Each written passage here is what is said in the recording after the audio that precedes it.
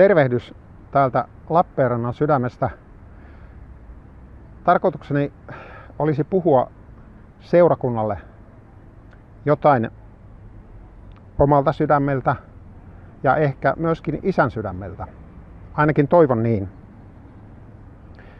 Minun isoäitini Hilda-Maria asui tuossa vähän matkan päässä kaupungintalon kohdilla. En tiedä hänestä paljon, oli silloin niin pieni, mutta muistan yhden asian, jonka äitini kertoi minulle. Isoäiti sanoi äidille, että minä toivon ja rukoilen sitä, että yksi sinun lapsistasi tulee uskoon ja kääntää sinut takaisin Jumalan luo. Se tapahtui 1984.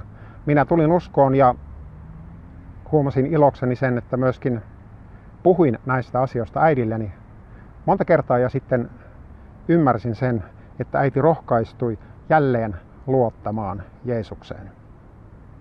Tämä on hyvä esimerkki siitä, miten esirukous on tärkeä ja se toimii ja se ulottuu yli sukupolvien ketjun.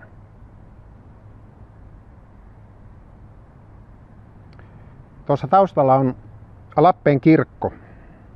Valitsin sen lähinnä sen takia, että se sattuu sijaitsemaan aika tarkalleen maantieteellisessä keskuksessa Lappeenrannassa.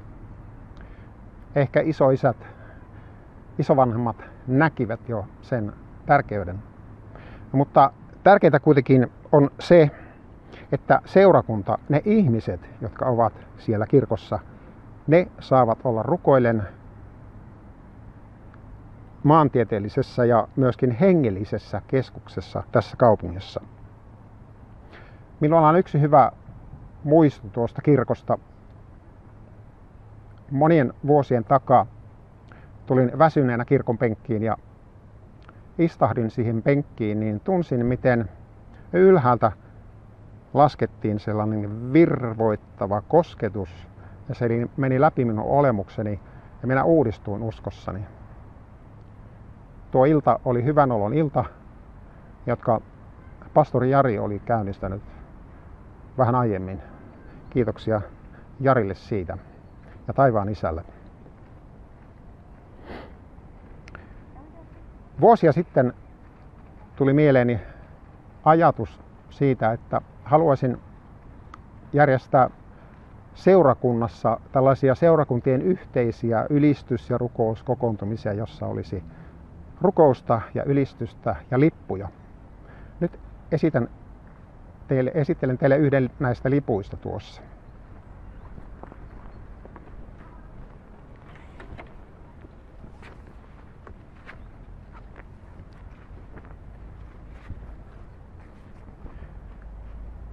Tämä lippu on yksi näistä lipuista, jotka olivat ystäväni Riitan käsialaa, taiteellinen ihminen, ja ajattelin, että minä nostan nämä liput ylös vielä uudestaan, koska olin näistä niin kiitollinen. Ja tällä tavalla myöskin, kun Riitta on jo taivaankodissa, nyt hänen lippunsa liehuvat edelleen tässä kaupungissa tämän seurakunnan hyväksi.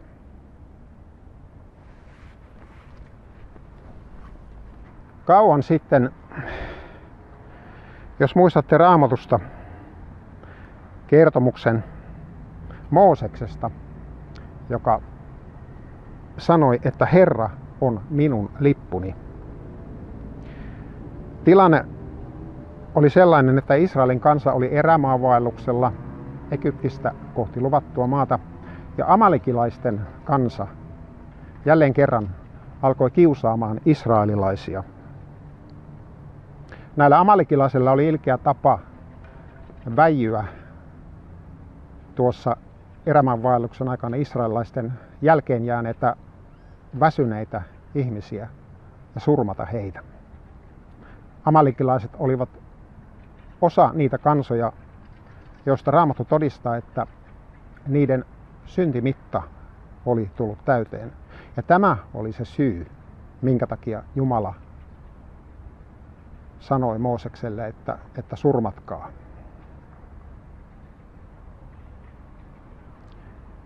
Minä pyyhin pois maan päältä amalikilaiset ja heidän muistonsakin.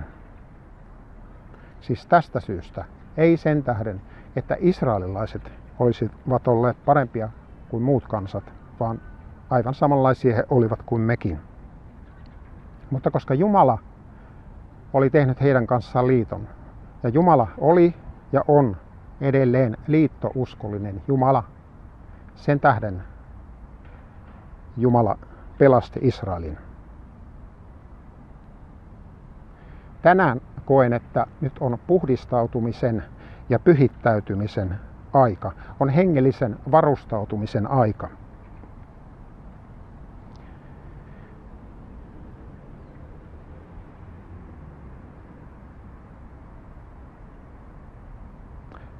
Joku päivä sitten olin kotona, kun valmistelin tätä tilaisuutta, niin yllättäen sydämelleni tuli tietoisuus siitä, että minulla on synti.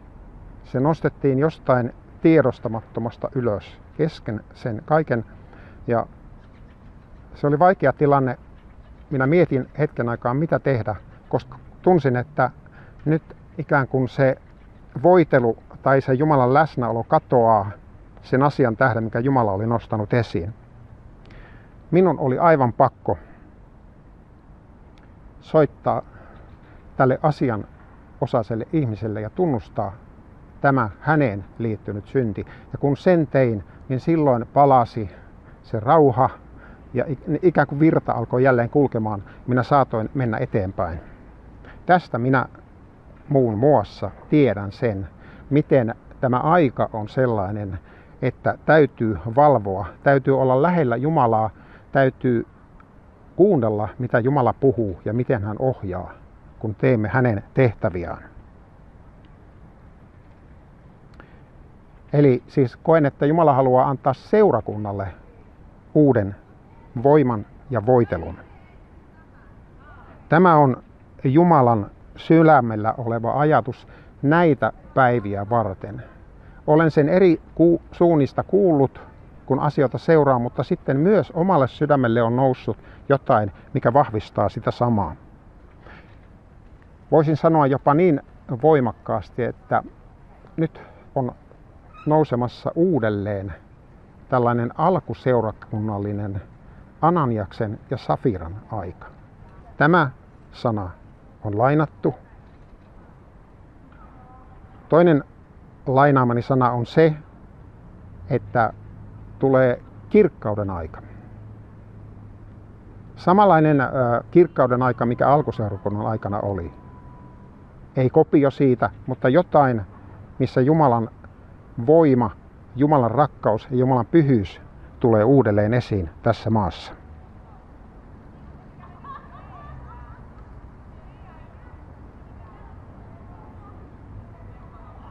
Älä siis anna ulkoisen pimeyden tai maailman tapahtumien millään tavalla hämätä tai järkyttää sinua. Olennaista on, että me olemme kuulolla sen suhteen, mitä Jumala meille puhuu. Jumala on täysin suvereeni toimimaan ja vaikuttamaan silloinkin, kun maailma pimenee. Jos hän haluaa seurakuntaa koskettaa, hän sen tekee olosuhteista huolimatta. Minulla on vahva usko siihen, että näin tapahtuu myöskin suomalaisten kohdalla. Muistat Pietarin julistaneen helluntaina. Hän sanoi näin: tämä on se, mikä on sanottu profeetta Joelin kautta, ja on tapahtuva viimeisinä päivinä, sanoo Jumala, että minä vuodatan henkeni kaiken lihan päälle. Ja teidän poikanne ja tyttärenne ennustavat, ja nuorukaisenne näkyjä näkevät, ja vanhuksenne unia uneksuvat.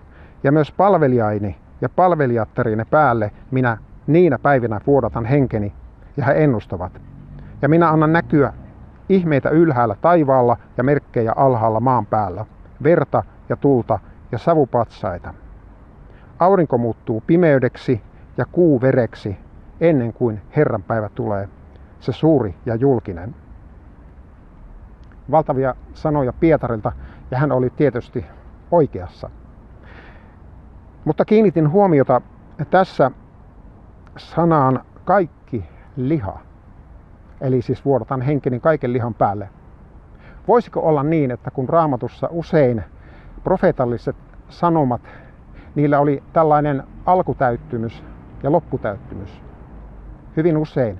Että tälläkin kohtaa se ajatus, mikä minulle tuli, minä koin, että kun minä luin tätä Joelin kohtaa eräänä päivänä, niin minä oikein säpsähdin, kun ajattelen, että hyvänen aika.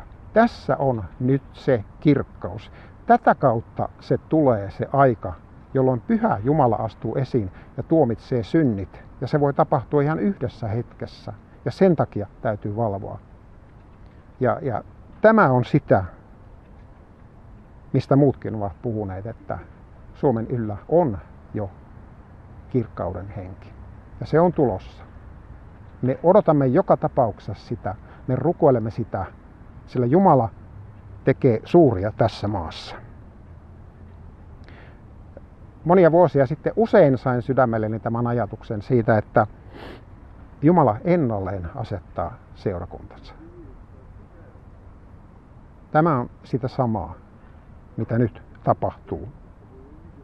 Viinileilit, paikallisseurakunnat uudistetaan ja uutta viiniä vuodatetaan.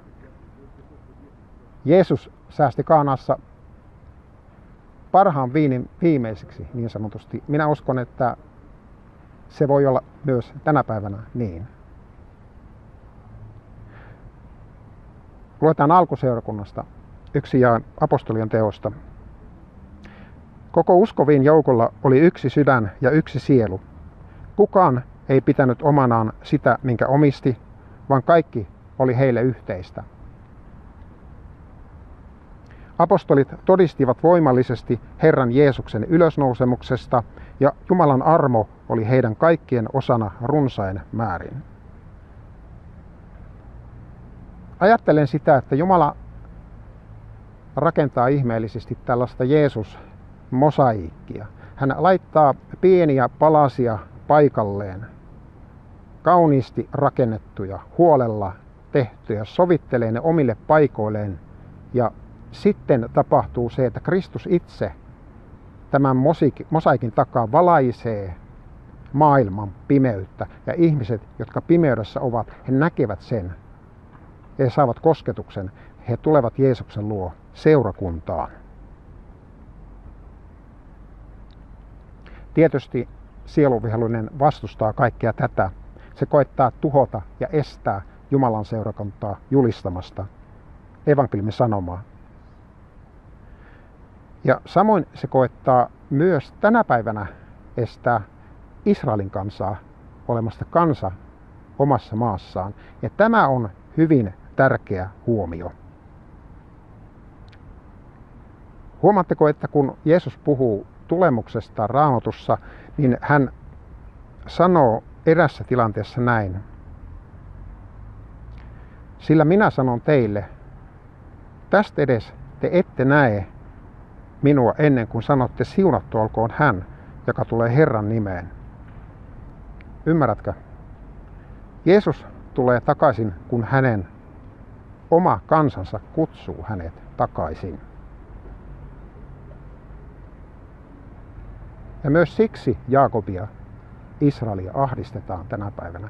Tulee se hetki, että se on huipussaan ja israelilaiset huutavat Messiastaan ja Messias kuulee. Hän tietää, että nyt on se hetki. Seurakunnan tulisi tarkistaa oppiaan. Ei meistä kukaan ole täydellinen, mutta tässä yhteydessä huomaan sen, että erilaiset korvausteologian peitetyt ja näkyvätkin muodot rehottavat paikoin seurakunnassa. Tavallaan seurakunta itse aiheuttaa myöskin niitä kärsimyksiä juutalaisille, kun ei ota vakavasti eikä näe sitä objektiivisesti ja oikein, mitä siellä todella tapahtuu. Minä en ole sen parempi, olin itsekin tällainen tietämätön antisemitismi.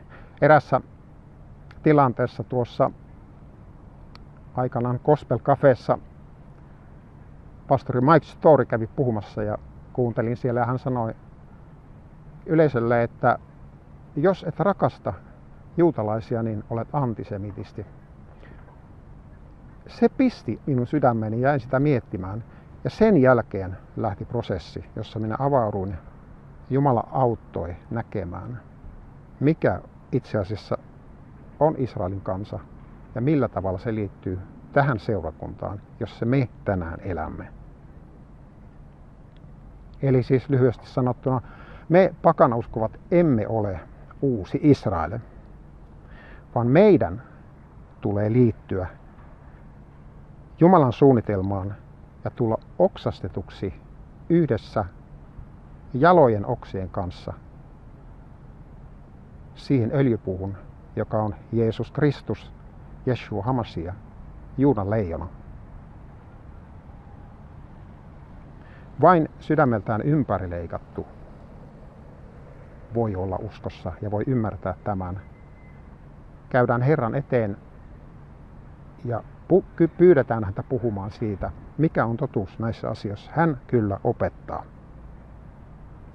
Ihan pienenä sivuhuomiona, jos haluat tietää, niin on tällainen kirja Chuck Darin kirjoittama kuin Surprised by the Power of the Spirit, mikä suomeksi on Jumala puhuu ja parantaa. Sen niminen kirja. Siinä on hyvin kuvattu tämmöistä sessationalistiprofessorin kääntymystä. Hän ymmärsi, miten armolahjat ja pyhä henki toimii voimallisesti myöskin tänä päivänä. Toinen asia, mikä liittyy tähän korvausteologiaan, sellainen kuin Malcolm Heddingin kirjainen Raamatun suuret liitot. Sen haluan vielä sanoa, että voima, todellinen voima seurakunnalla on tietysti heikkoudessa. Jumala puhui Paavalille,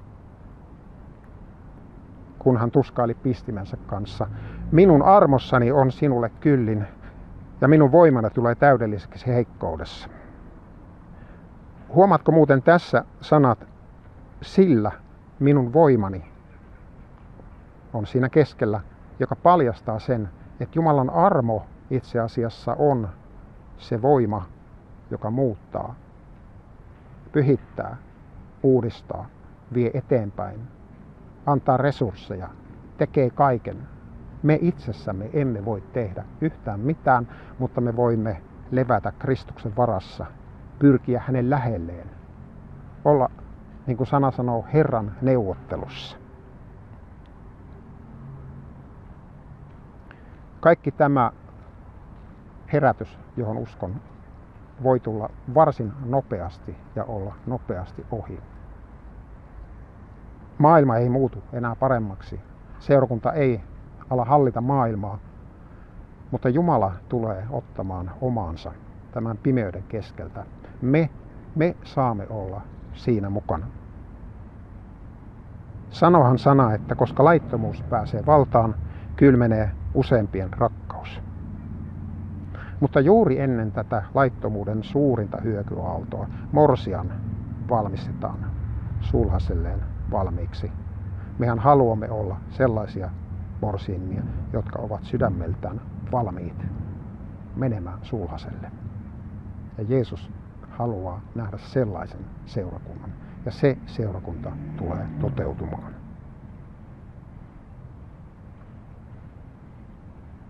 Tämä oli minun rohkaisen sanani seurakunnalle tänä päivänä. Toivottavasti tästä jotain sait. Ota se, mikä koit, että oli Jumalalta, ja jätä muu pois. Haluaisin vielä laulaa sinulle yhden laulun Jesaja 43 pohjalta. Katso, minä teen uutta, etteikö sitä oo. Minä teen uutta, etteikö sitä huomaa. Nyt se puhkeaa taimelleen. Minä teen uutta sinun elämässäsi. Älkää entisiä muistelko, älkää menneistä välittäkö. Kansa, jonka itselleni valmistin, on julistava minun kiitostani. Älkää entisiä muistelko, älkää menneistä välittäkö. Kansa, jonka itselleni valmistin, on julistava minun kiitostani.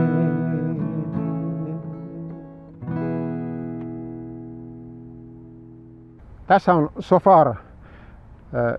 Juutalaiset messianiset veljet sanovat, että tässä on kaksi ääntä. Toinen on katumuksen ääni ja toinen on Messiaan kuninkaallinen ääni. Lyhyt stakkaatto ja pitkä ääni.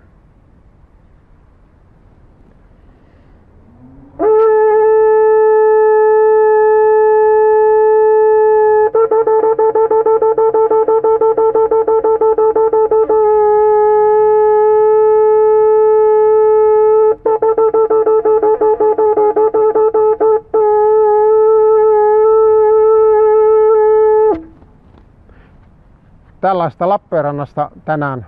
Ole siunattu. Hei hei.